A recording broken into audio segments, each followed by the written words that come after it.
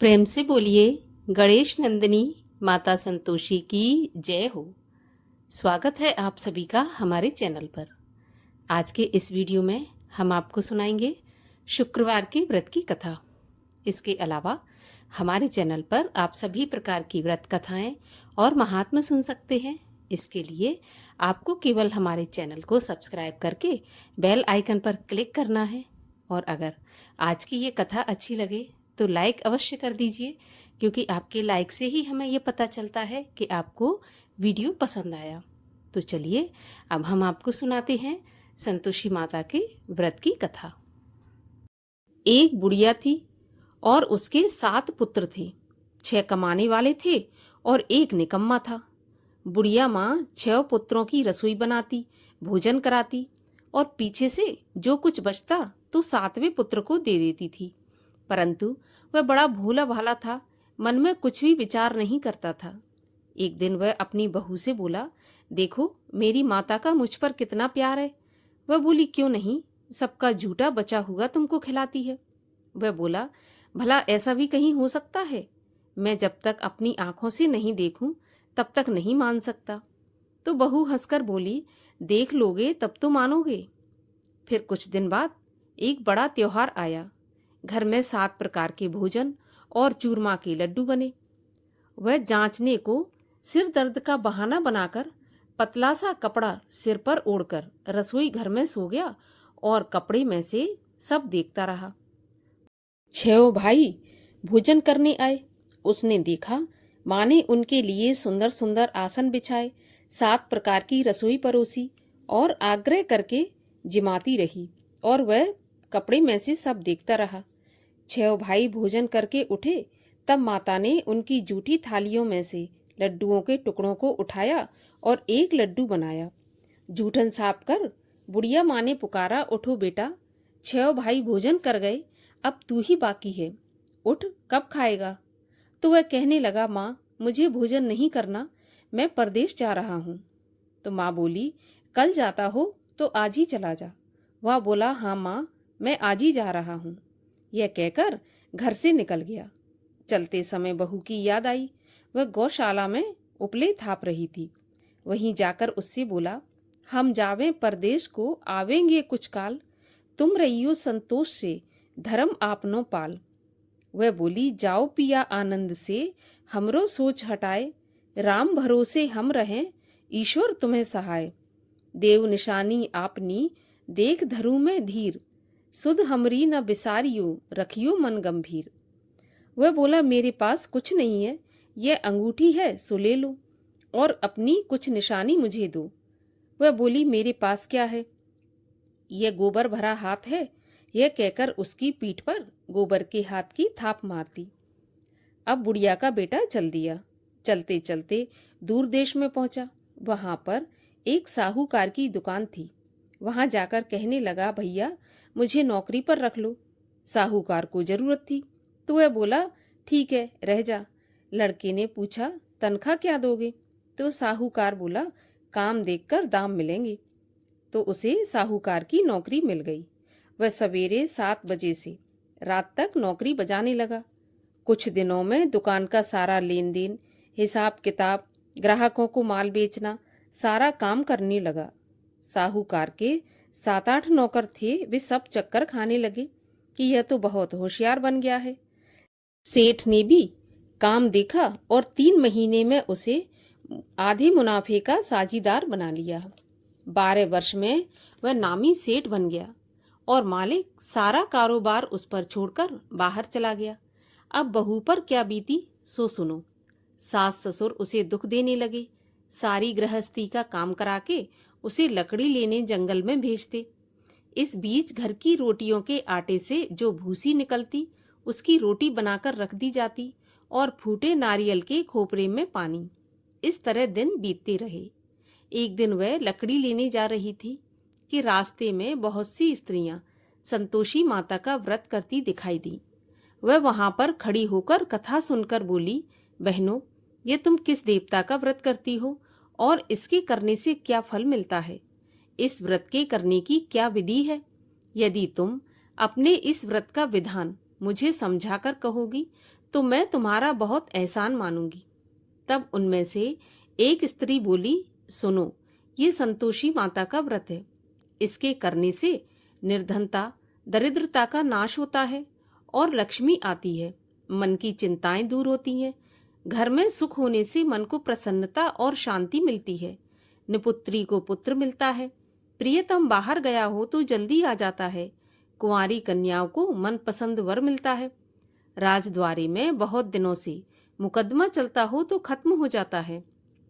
सब तरह की सुख शांति हो, घर में धन जमा हो, पैसा जायदाद का लाभ हो, रोग दूर हो जाए और जो भी मनोकामना हो सब इस संतोषी माता के व्रत से पूरी हो जाती हैं। इसमें कोई भी संदेह नहीं है। वह पूछने लगी, यह व्रत कैसे किया जाता है, यह भी बताओ तो बड़ी कृपा होगी। तब वह स्त्री कहने लगी, 1.25 रुपये का गुड़ और चना लेना, इच्छा हो तो 5.25 रुपये का ले लेना या 11.25 रुपये का ले लेना। अपनी सहूलियत के अनुसार जितना भी हो सके सवाया लेना। 5.25 रुपये से 11.25 अपनी शक्ति और भक्ति के अनुसार लेना। हर शुक्रवार को निराहार रहकर कथा कहना और सुनना। इसके बीच क्रम टूटे नहीं। लगातार नियम पालन करना।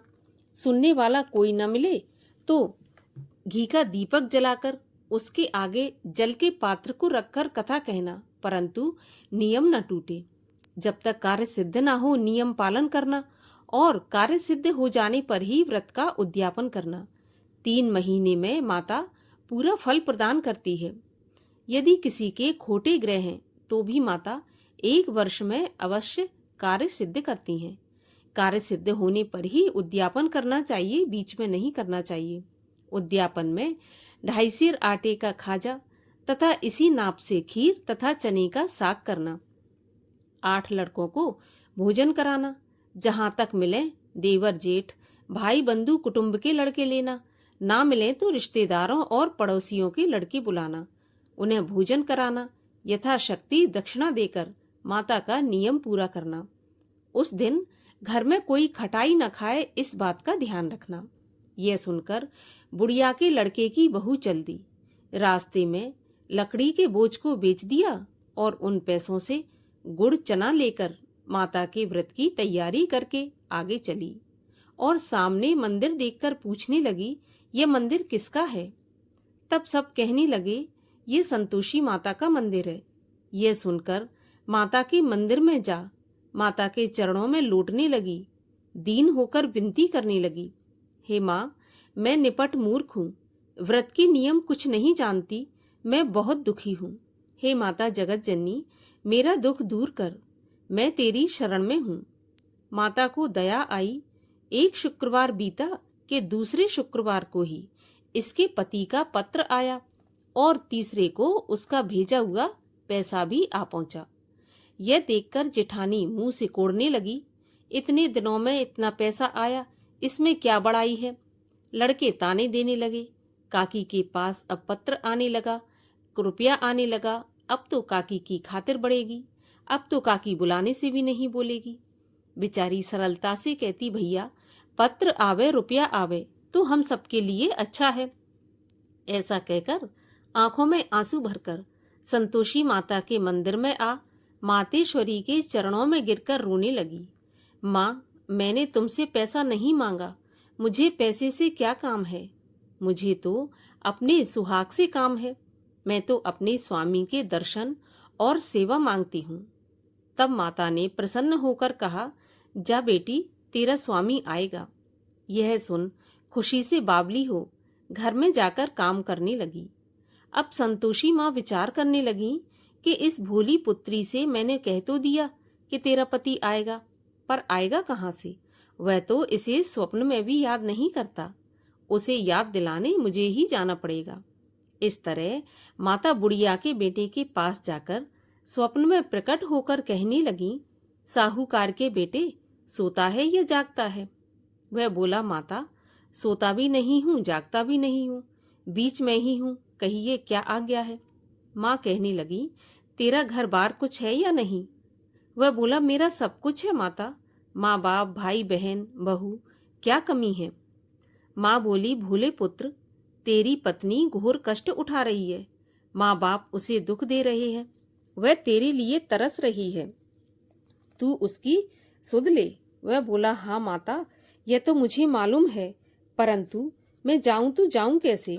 परदेश की बात है, लेन देन का कोई हिसाब नहीं है, जाने का कोई भी रास्ता नजर नहीं आता, कैसे चला जाऊं? माँ कहने लगी, मेरी बात मान, सवेरे नहा धोकर संतोषी माता का नाम ले, घी का दीपक जलाकर दंडवत करके दुकान पर जा बैठना। देखते देखते तेरा लेन देन सब चुक जाएगा, जमा माल बिक जाएगा, सांझ होते होते धन का ढेर लग जाएगा।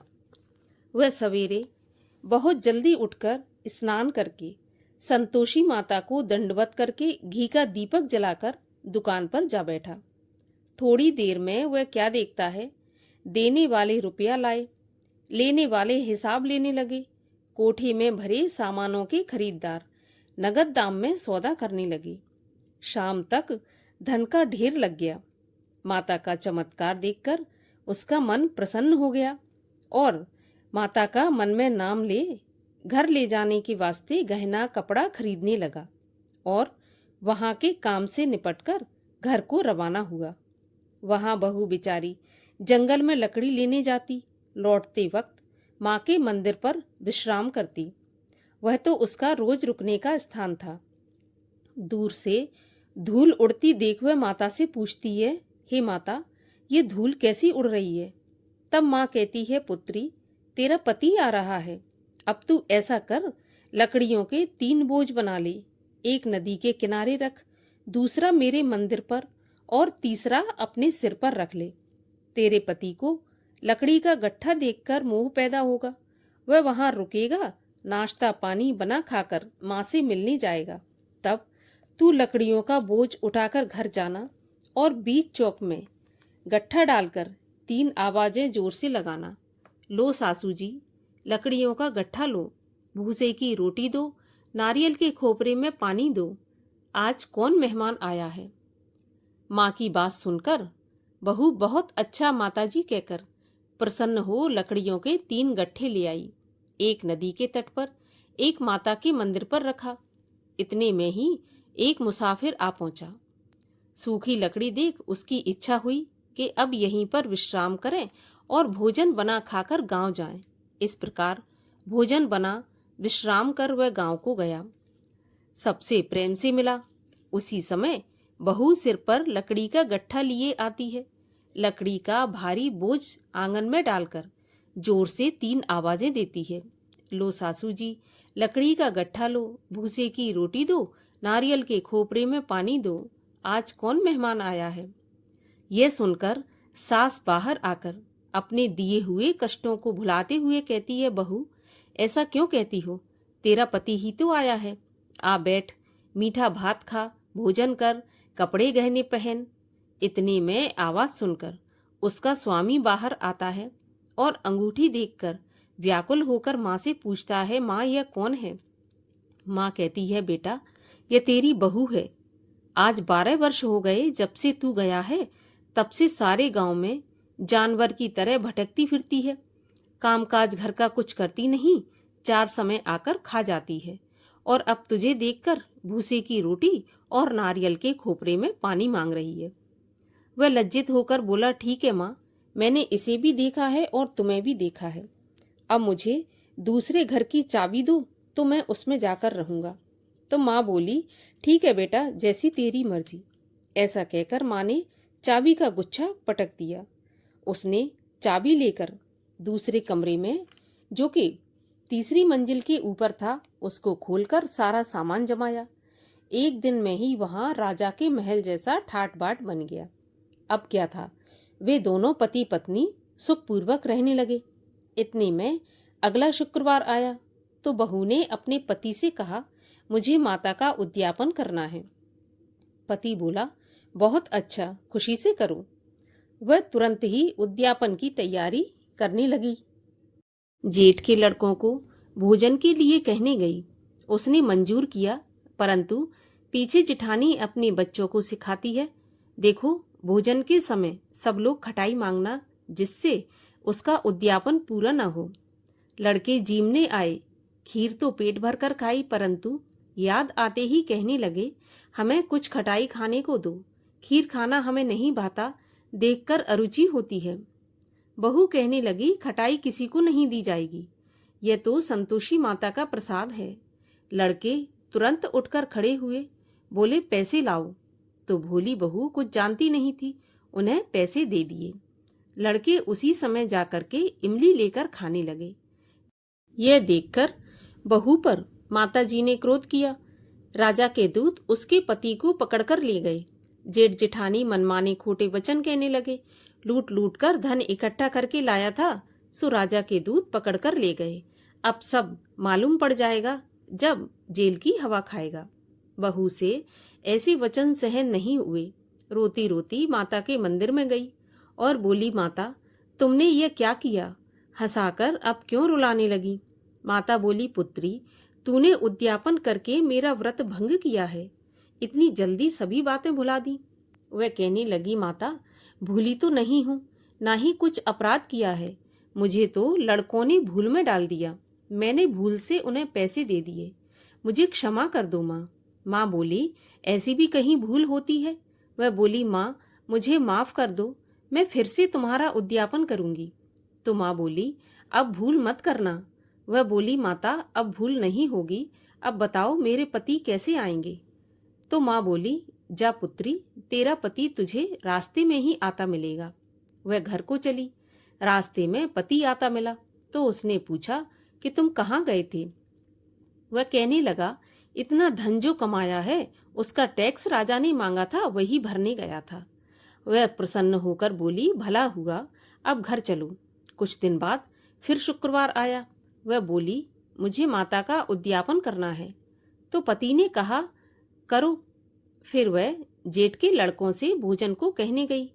जेठानी ने एक दो बातें सुनाई और लड़कों को सिखा दिया कि तुम पहले ही खटाई मांगना। लड़के कहने लगे, हमें खीर खाना नहीं भाता, जी खराब होता है, कुछ खटाई खाने को दो। वह बोली, खटाई खाने को नहीं मिलेगी, खाना हो तो खाओ। वह ब्राह्मणों के लड़कों को लाकर भोजन कराने लगी। यथाशक्ति दक्षिणा की जगह उन्हें एक एक फल दिया। इससे संतोषी माता प्रसन्न हुई। माता की कृपा होते ही 9वें महीने उसको चंद्रमा के समान सुंदर पुत्र प्राप्त हुआ। पुत्र को लेकर प्रतिदिन माताजी के मंदिर में जाने लगी। एक दिन माँ ने सोचा, यह रोज मेरे मंदिर में आती है, क्यों ना मैं इसके घर चलूं, इसका आसरा देखूं तो सही।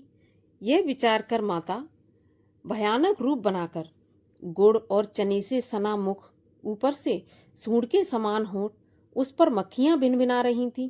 दहलीज में पांव रखते ही उसकी सास चिल्लाई, देखो कोई चुड़ैल आ रही है, लड़कों इसे भगाओ, नहीं तो यह किसी को खा जाएगी।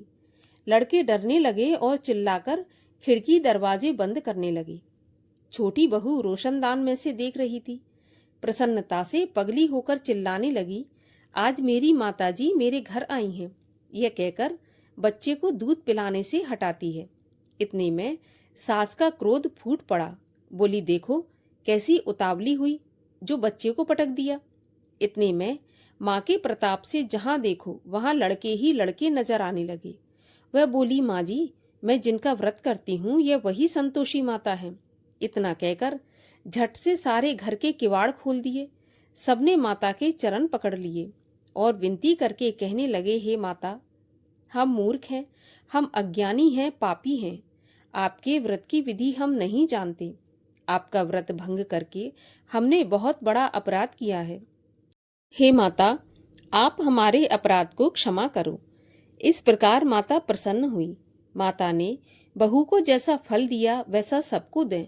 जो यह कथा पढ़े या सुने उसका मनोरथ पूर्ण हो। बोलो संतोषी माता की जय। संतोषी माता की आरती। जय संतोषी माता मैया, जय संतोषी माता, अपने सेवक जन की सुख संपत्ति दाता, ओम जय संतोषी माता, सुंदर चीर सुनहरी, माँ धारण कीनो, हीरा पन्ना दमके, तन श्रृंगार लीनो।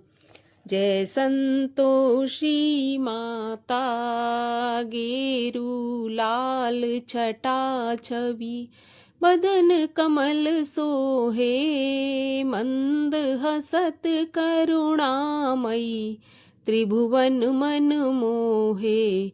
जय संतोषी माता, स्वर्ण सिंहासन बैठी, चवर ढुरे प्यारे, धूप दीप मधुमेवा, भोग धरे न्यारे। जय संतोषी माता, गुड़ और चना परम प्रिय, ताम संतोष कियो, संतोषी कहलाई, भक्तन वैभव दियो। जय संतोषी माता, शुक्रवार प्रिय मानत, आज दिवस सोही, भक्त मंडली आई, कथा सुनत मोही। जय संतोषी माता, मंदिर जगमग ज्योति, मंगल ध्वनि छाई, विनय करें हम बालक, चरणन सिर नाई। जय संतोषी माता, भक्ति भाव में पूजा अंगीकृत कीजय, जो मन बसे हमारे, इच्छित फल दीजय। ओम जय संतोषी माता, दुखी दरिद्री रोगी, संकट मुक्त किए, बहुधन धान्य भरे घर, सुख सौभाग्य दिए।